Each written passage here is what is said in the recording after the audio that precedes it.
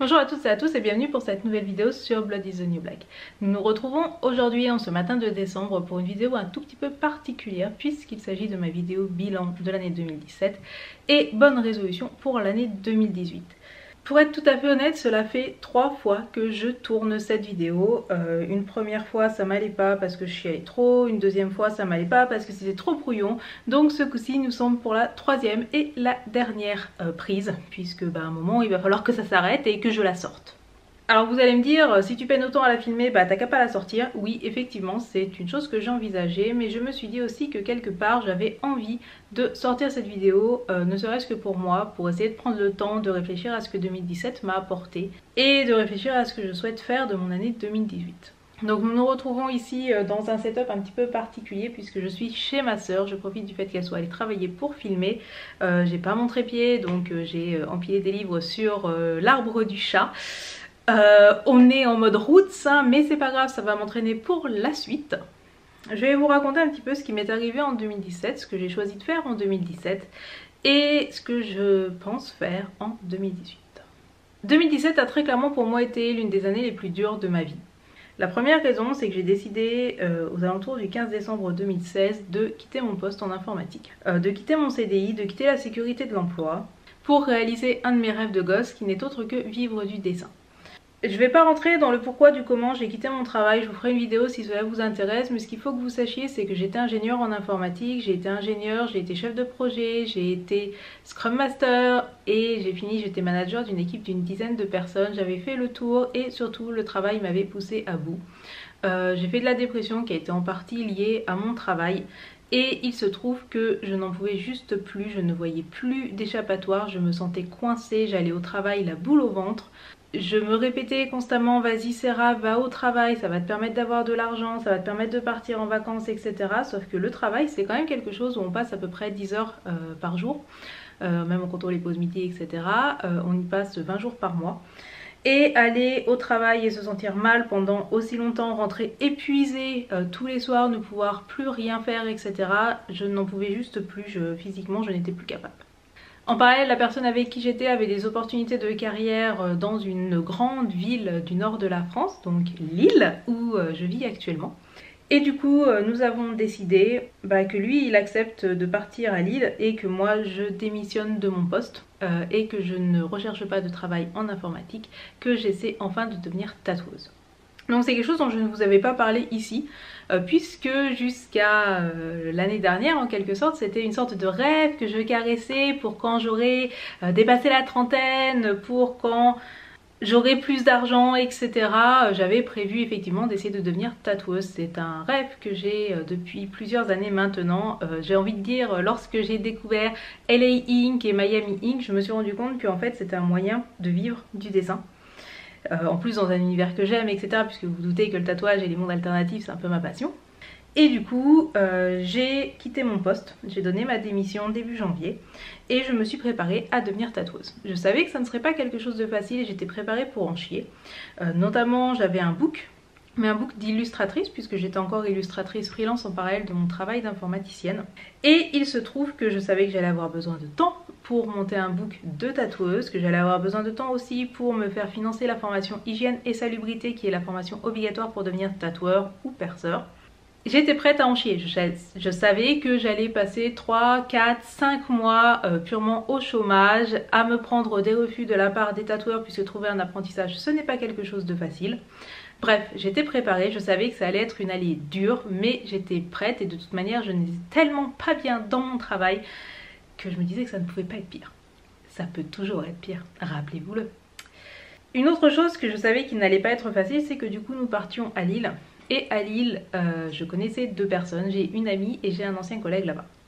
Ça a été très dur pour moi de quitter ma région puisque j'ai un peu fait toute ma vie dans ma région. J'ai grandi à Romo, donc en Sologne, j'ai fait mes études à Tours et puis après j'ai fini mes études à Blois et j'ai travailler à Blois. Donc on était dans un rayon de 150 km autour de là où j'ai toujours vécu. Donc je suis jamais partie très loin vivre en tout cas. Et donc je partais à Lille. J'ai abandonné notre appartement à Vineuil, qui était un appartement que nous avions acheté, que j'avais retapé quasiment entièrement avec mes parents, qui était vraiment à mon goût. Vous vous rappelez de ma pièce noire, etc. C'est un appart de 115 mètres carrés dans un contexte absolument magnifique. Vous vous rappelez du terrain de tennis où je shootais mes looks. Bref, c'était un cadre de vie idyllique, mais malheureusement je savais qu'il serait quasiment impossible de trouver un apprentissage de tatouage dans le Loir-et-Cher. Donc la mort dans l'âme, mais pleine d'espoir pour mon futur, j'ai dit au revoir à mon appartement. Donc l'appartement nous appartenait et a été mis en location.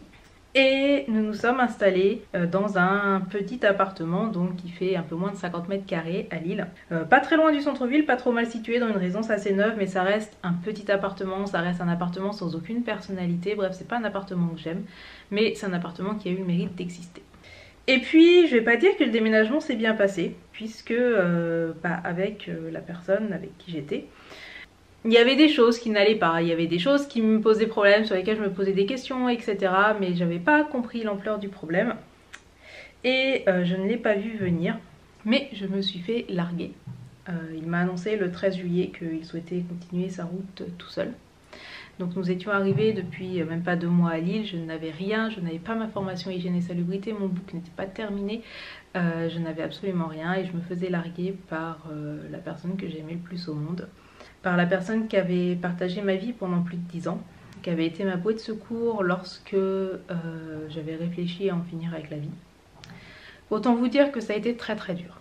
Jamais de ma vie je n'aurais pensé ressentir ce que j'ai ressenti le 13 juillet, cette espèce d'impression que toute votre vie part en lambeaux, que tout est détruit, qu'il ne vous reste plus rien. Ça a été très dur.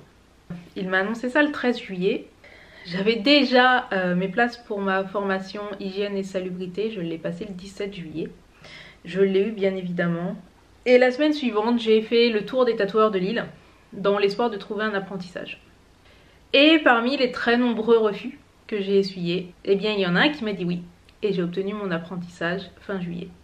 Et là, je dois vous avouer que je me suis posé de nombreuses questions. Je me suis demandé ce que je voulais faire de ma vie. Est-ce que j'avais vraiment l'énergie et le courage pour devenir tatoueuse là maintenant alors que j'étais en train de vivre une rupture, mais c'est pas une rupture. Quand t'es ensemble depuis plus de 10 ans et que tu l'as pas vu venir, que c'est pas on a décidé de se séparer, que ça a été unilatéral, quand tu l'as pas vu venir et tout, c'est pas juste une rupture, c'est la rupture. Et j'étais en train de vivre ça et j'allais commencer un apprentissage. Un apprentissage c'est difficile, un apprentissage t'es pas forcément payé, t'es la petite main, t'es vraiment... Enfin on te teste, tu nettoies les chiottes, tu vas faire les courses, tu prépares les postes de travail, enfin un apprentissage c'est pas une période de santé, hein. C'est pas un stage en SS2I on va dire. Hein. J'avais mon apprentissage mais je me suis quand même posé des questions et à ce moment là j'ai hésité à retourner en informatique. C'est le moment où je vous ai filmé la vidéo. Alors désolée pour le bruit, ma soeur elle a un chiot, hein, voilà. J'ai envoyé sans trop y croire mon CV à un poste de rêve, à un poste situé à peu près 20 minutes de chez mes parents. Un poste en informatique qui m'aurait permis de travailler dans un environnement qui m'aurait permis de travailler proche d'une des choses que j'aime le plus au monde. Et ils m'ont pris direct. En tout cas, ils m'ont fait une proposition d'emploi direct au salaire que je demandais. C'était un environnement absolument génial et c'était un poste qui m'aurait plu.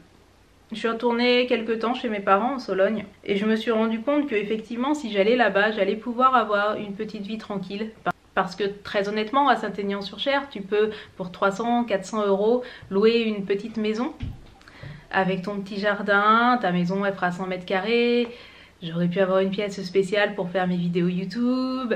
Mais je me suis rendu compte que retourner en Sologne, que retourner à 1 heure de route d'une grande ville, à 2 heures de Paris, loin de tout concert, loin de cours de japonais, loin de cours de Bollywood, etc. c'était m'enterrer. Et j'ai refusé le poste. J'ai continué mon apprentissage et il se trouve que dans mon malheur, j'ai eu la chance d'avoir une proposition de taf au shop, en plus de mon apprentissage, puisqu'ils avaient besoin de quelqu'un pour faire l'accueil, de quelqu'un pour faire tourner le shop, en gros d'être la manager du shop. Et j'ai accepté cette proposition, ce qui fait que depuis septembre-octobre, je suis à temps complet au shop. que je fais mon apprentissage en parallèle, de faire l'accueil, etc. Ce qui me permet d'avoir un taf en plus de mon apprentissage, ce qui ralentit aussi mon apprentissage quelque part. J'ai fait ce choix, j'ai choisi de tourner le dos à une vie confortable et simple. Malgré le fait de vivre l'une des périodes les plus dures de ma vie, j'ai choisi de dire non à une vie confortable. J'ai choisi de dire non à la sécurité, à la facilité. J'ai choisi l'aventure, j'ai choisi d'essayer de suivre mes rêves. Un peu en mode pilote automatique, je vous en ai parlé dans une autre vidéo, j'ai choisi d'essayer de vivre du dessin. Parce que aujourd'hui, bien sûr que l'informatique, j'y suis pas les pieds et poings liés, que j'aime toujours bidouiller les ordinateurs, que j'aime toujours coder et ce genre de choses, mais je n'aime pas ça autant que j'aime dessiner. Je peux pas dire que les jours ont été faciles depuis, mais pas une seule fois je n'ai regretté ce choix. Peut-être que oui, là, aujourd'hui, enfin, il y a un mois, je me suis dit, bah ouais, peut-être que là, t'es en train de finir ta période d'essai, que t'es en train de récupérer les clés d'une jolie maison à Saint-Aignan, que la belle maison, comme ici, qu'a ta sœur, et bah t'as la même, t'en as une similaire en tout cas, que tu fais des balades, que t'es devenue la vieille sorcière folle qui nourrit les chats du quartier, ce genre de choses. Mais c'est une sorte de réalité parallèle et je n'ai pas mal au ventre en y pensant. Bien sûr, je regrette le cadre dans lequel j'aurais pu travailler, mais aujourd'hui, je vis du dessin. Je vis aussi de manager le shop, etc. Mais je dessine. Et je dessine des choses qui sont ancrées sur la peau des gens. Et c'est une des rares choses qui me fait plaisir. Cette année m'a appris que du coup, je n'avais pas envie d'une vie tranquille. Que même si j'étais au milieu d'un maelstrom émotionnel totalement complet et que j'étais absolument au fond du trou, je n'avais pas envie d'une vie pépouze. Je n'avais pas envie de quelque chose de facile et de confortable. J'avais envie de suivre quelque part mes rêves. 2017 m'a appris que j'étais probablement plus forte que je ne le pensais, puisque j'ai réussi à survivre. Que je n'ai pas renoué avec la dépression, que je n'ai pas renoué avec mes envies suicidaires, que je n'ai pas noué d'amitié particulière avec l'addiction. 2017 m'a aussi appris quelque chose de très important. 2017 m'a appris que je n'étais pas seule. Vous là-bas derrière l'écran, au final, vous ne me connaissez que par mes vidéos et par mon blog, je ne suis qu'une pauvre fille que vous regardez une fois par semaine ou ce genre de choses, mais vous êtes, pour beaucoup d'entre vous, vous avez pris du temps. Vous m'avez envoyé des gifs de panda, vous m'avez demandé comment j'allais, vous m'avez proposé de passer quelques jours chez vous, parce que vous saviez que j'allais mal. Et honnêtement, en faisant mon blog, je ne m'attendais pas à ce genre de choses. Je ne m'attendais pas un jour, en faisant mon blog, que des gens de l'internet me sauvent la vie alors que je vivais la pire chose qui pouvait m'arriver. Et je voulais vraiment vous en remercier. Je ne pourrai jamais vous remercier assez, vous là-bas de l'autre côté de l'écran. Alors je fais des vidéos, hein, j'espère que ça vous fait plaisir. Mes amis, ceux que j'avais déjà avant, et ma famille ont aussi été d'une très grande aide, m'ont énormément supporté et ont été vraiment géniaux. Que ça soit ceux qui ont pris du temps pour passer avec moi, pour me changer les idées, que ça soit Cyrielle qui m'a envoyé un colis de secours absolument génial, que ça soit ma soeur qui a accepté que je vienne squatter une semaine et demie chez elle pour le nouvel an, ma mère qui m'a fait mes plats préférés à manger, etc. Enfin, ma famille a été nickel, mes amis ont été nickel, mais j'en attendais pas moins d'eux. Ce que je ne savais pas, c'est que vous, derrière, vous alliez être à ce point géniaux. Et vraiment, merci. Merci énormément. Que ça soit ceux que j'ai vus en vrai, qui m'ont permis de découvrir des villes ou des expositions et tout, vous vous reconnaîtrez. Mais aussi tous ceux qui, juste sur Twitter, de temps à autre, m'envoyaient des photos de pandas, qui m'ont envoyé des liens qui me faisaient rire, etc. Merci. Vous avez été géniaux. Et je pense que c'est une des plus belles choses qui m'est arrivée sur 2017. Alors aujourd'hui, je ne vais pas dire que je vais bien. Vous le voyez dans cette vidéo, à plusieurs reprises je suis au bord des larmes, donc ça veut dire que tout n'est pas passé. En même temps, on n'efface pas 10 ans comme ça. Mais j'ai passé 2017 et ça, c'était pas gagné. Il reste un gros sujet dont il faut que je vous parle aujourd'hui. Un gros sujet dont je ne vous ai pas parlé. Enfin, j'en ai parlé sur Twitter, j'en ai sous-entendu quelques mots sur le blog. Nous avions un projet pour 2018. Un projet qui n'est pas le projet d'une vie, mais un projet auquel nous réfléchissions depuis 3 ou 4 ans. Donc, ce gros projet, c'était qu'en 2018, nous allions au Hellfest, normal. Et qu'après le Hellfest, nous prenions l'avion pour partir vivre un an au Japon. Lorsqu'il a décidé de partir et qu'il a décidé de me laisser, eh bien je me suis retrouvée avec ce projet et je sais pas quoi en faire. Un jour sur deux, je me dis que je vais partir. Parce que c'était mon rêve aussi, parce que maintenant, puisque je n'ai plus rien qui me retient ici, que j'ai pas de stabilité d'emploi, que je suis indépendante, que je me retrouve seule, je me dis que c'est le bon moment pour partir. L'autre jour sur deux, je me dis que je suis absolument suicidaire, que c'est absolument stupide, que je vais me retrouver là-bas toute seule, que ça va régler aucun de mes problèmes, mais que je vais déprimer plus qu'autre chose et que je vais le vivre très très mal. Malgré tout, malgré le fait que je sais que je vais être seule, que ça va être dur, que partir à l'autre bout du monde avec 10 heures de décalage avec sa famille, sans personne sur place, c'est difficile, j'ai envie de partir. J'ai envie de partir vivre au Japon. Pourquoi ni comment, je sais pas. Vous allez me dire que je veux fuir ma vie et vous avez probablement raison. C'est pas, je ne nommais pas cette possibilité. Mais j'ai envie de partir au Japon. Ce que nous avions prévu de faire, c'est ce qu'on appelle un PVT ou un WHV, Working Holiday Visa. Bref, un permis vacances-travail, un visa spécial qui vous permet de partir pendant un an dans un pays partenaire, d'y travailler et d'y vivre. Ce qu'il faut savoir, c'est que pour réaliser ce PVT, parmi les conditions, il y a notamment une condition d'âge et que j'approche lentement mais sûrement de l'âge limite. Il me reste en gros, si je veux le faire, 1 an et demi pour partir. Et je vous l'annonce pas de manière définitive parce que j'ai encore à peu près 6 mois pour changer d'avis. Mais je pense que je vais suivre le plan. Je pense que je vais aller au Hellfest puisque l'affiche est absolument magnifique et j'en ferai une vidéo à ce propos, mais l'affiche est juste géniale. Je pense que je vais aller au Hellfest et qu'au 1er juillet, je vais m'envoler pour le Japon. Cela veut dire aussi que cette chaîne va changer, puisqu'on va parler un petit peu de ce que je vais aller faire là-bas. Et qu'il est possible qu'à partir de juillet, je fasse des vidéos en direct de Tokyo ou de Sapporo ou je ne sais trop quoi. Cela veut dire aussi que ça va pas être facile pour moi, que je vais encore vivre une année 2018 qui va probablement être extrêmement violente, mais d'un autre côté, rien ne peut être facile après ça, vous voyez. Aujourd'hui, je sais que j'ai envie de partir parce que je sais que quand je joue à Persona et qu'il mange genre juste du curry, eh bien mon ventre me fait mal et que je me dis que j'ai tellement envie d'aller là-bas, de pouvoir manger du curry, d'aller faire mes petites courses au combini. C'est pas aller au Japon qui me rendra heureuse, je fais pas de plan sur la comète ou ce genre de choses. Je sais que ça ne réglera pas tous les problèmes, mais je sais que j'ai envie d'y aller là-bas, que quelque chose m'appelle là-bas. Alors si vous êtes une personne qui est partie en PVT pendant 1 an toute seule dans un pays où elle n'avait à peu près personne, je veux bien vos retours d'expérience, ça me fera plaisir. Si vous avez envie que je vous parle un petit peu plus du PVT, de comment s'y préparer, etc. Et bien de toute manière je vais faire des vidéos puisque je vais faire ma demande de PVT en février. Donc voilà, ma résolution pour 2018, j'en ai pas. Mais mon plan pour 2018 c'est de partir vivre au Japon. 1 an au moins. Et mais peut-être que je rentrerai au bout de 3 mois en pleurant ma mère parce que je n'en pourrai plus. Mais j'ai envie de partir. Pour 2018, tout ce que vous pouvez me souhaiter c'est de réussir à survivre. De réussir à suivre mes plans, quels qu'ils soient. Que si je décide de ne pas aller au Japon, c'est pour une bonne raison et pas juste parce que j'aurais eu trop peur. Parce que les choses intéressantes sont de l'autre côté de la peur, comme on dit. Souhaitez-moi de réussir à trouver un peu de bonheur dans tout ce merdier. Et même si le bonheur ça consiste à aller au Shirokuma Café ou à dessiner des BD de merde. Je prendrai pas de résolution, je vais pas dire que je vais me mettre au sport. De toute façon, j'ai perdu 10 kilos, vive la rupture, voilà. Je ne suis plus officiellement en surpoids, donc j'en ai plus rien à battre. Je ne vais pas prendre la résolution d'arrêter la pizza parce que si j'arrête la pizza, il ne me reste plus grand chose dans ma vie. Voilà. Cette vidéo n'était pas facile à tourner.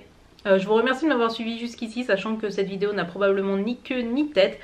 J'espère que votre année 2017 s'est mieux déroulée que la mienne. Si elle a été pire, eh bien j'en suis désolée et je vous apporte mon sincère soutien. Je vous remercie encore une fois d'avoir été si présent auprès de moi, d'avoir été la communauté la plus adorable que j'ai pu souhaiter. Je vous souhaite de très joyeuses fêtes, je vous souhaite une année 2018 pleine de joie, de bonheur et de rêves. Je vous souhaite de vous rappeler d'allumer la lumière et moi-même je vais essayer de ne pas trop l'oublier. Je vous souhaite plein de gifs panda trop mignons, d'ailleurs n'oubliez pas de m'en envoyer, ça me fera toujours plaisir parce que j'en ai toujours besoin. Suivez vos rêves parce qu'à la fin c'est tout ce qui nous reste. Et sur ce, je vous dis à très bientôt pour une prochaine vidéo, je l'espère, plus drôle et très probablement qui parlera musique.